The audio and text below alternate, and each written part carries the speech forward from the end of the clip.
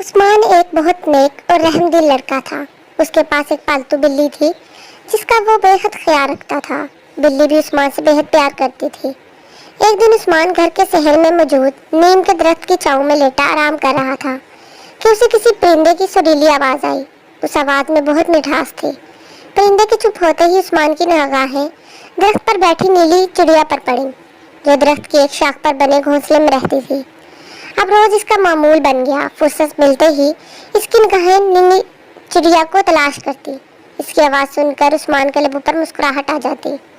عثمان کی دلچسپی چڑیا کی طرف ہوئی تو بلی کی طرف توجہ کم ہو گئی، اس لیے بلی چڑیا سے حسد کرنے لگی۔ ایک دن جب عثمان گھر پر موجود نہیں تھا تو بلی درخت پر چڑھ گئی اور گھونسلے کی طرف چھلانگ لگائی۔ نیلی چڑیا بلی کا نوالا بن گئی۔ چھلانگ لگانے کے نتیجے میں بلی کے ساتھ ساتھ گھونسلہ بھی زمین پر گر گیا۔ عثمان گھر میں داخل ہوا تو اس نے چڑیا کا گھونسلہ زمین پر پڑا ہوا دیکھا اور بلی منہ میں لگے خون کو صاف کرنے میں مصروف تھی۔ عثمان ساری بات سمجھ گیا اور اپنا سر پکڑ کر درخت کے نیچے بیٹھ گیا۔ اس کی آنکھوں سے آنسو بہنے لگے۔